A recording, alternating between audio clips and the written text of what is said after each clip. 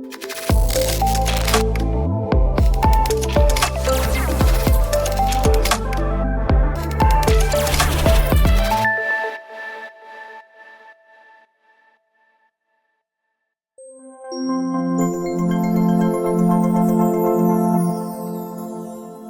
and welcome to Pandora FMS.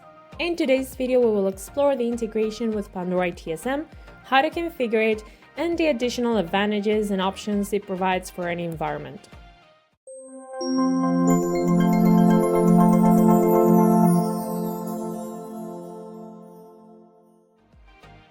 The first step is to have both installations fully operational, meaning that Pandora and ITSM must be running on your servers. Additionally, connection between them must be possible, and each one should be able to use the API of the other environment.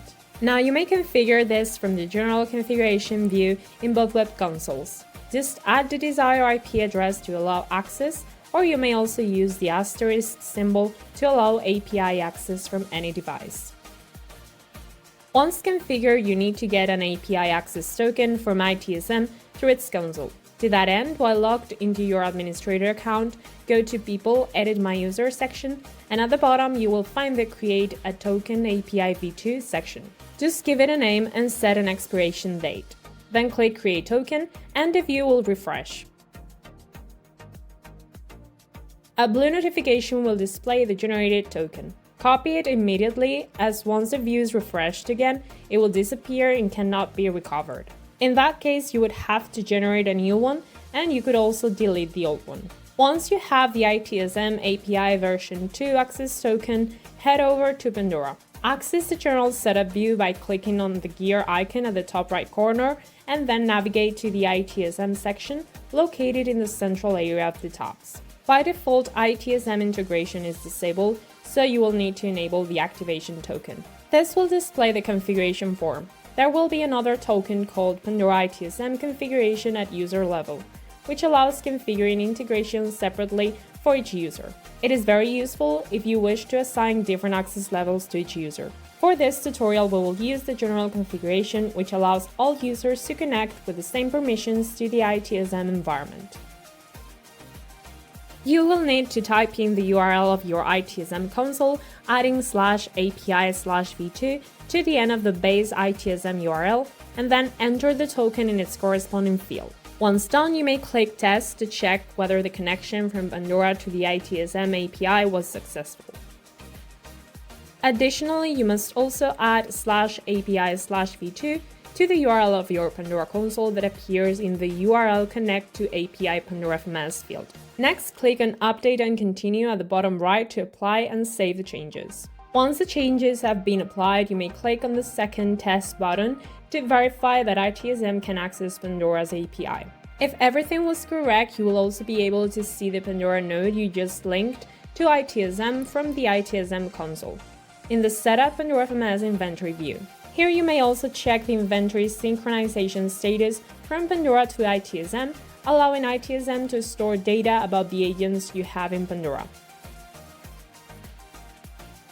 Now, if you return to Pandora, you'll notice additional configurations at the bottom of the ITSM view. These are for default alert values and default custom event response values. As for alerts, the parameters you define will be used for registering incidents in ITSM, triggered by alerts generated in Pandora using the Create Pandora ITSM Ticket Alert action. All of the fields displayed refer to ITSM fields such as scripts, incident owner, status, type, priority, and more. The action we just mentioned uses an internal command called Pandora ITSM Ticket, which cannot be edited or deleted. However, it can be used through the previously mentioned action, or a completely new action may be created and modified using the same command. If you access the actions configuration, you may see that it is set up with the data previously defined in the ITSM setup, except for the specific values related to the ticket type. If the ticket type is problem, you must specify values for the problem type and product version.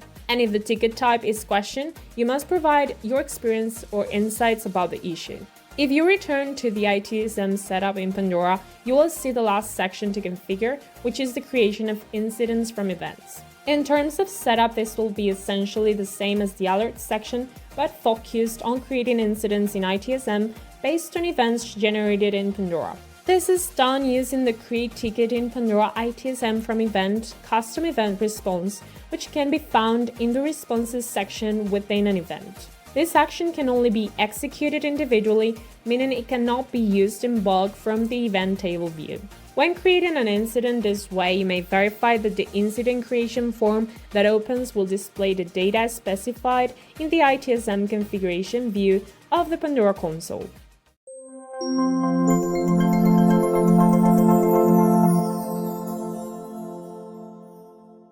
With all this information, you will now be able to create incidents or tickets in ITSM from Pandora. Next, you need to know how to view these tickets from Pandora.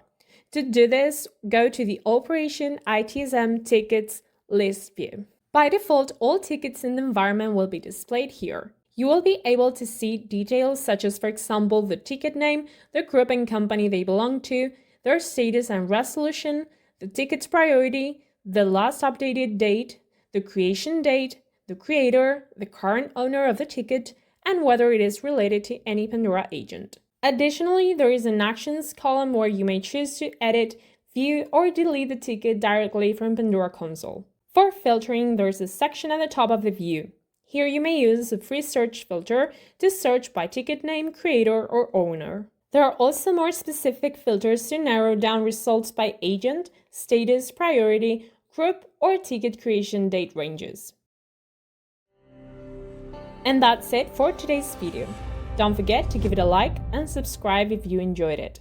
If you have any questions, suggestions, or ideas, please leave them in the comments section. Remember that if you're interested in trying out Pandora FMS Enterprise, you may contact us to get a free 30-day trial. Thank you very much for your time, and we hope to see you on social media and in future learning videos.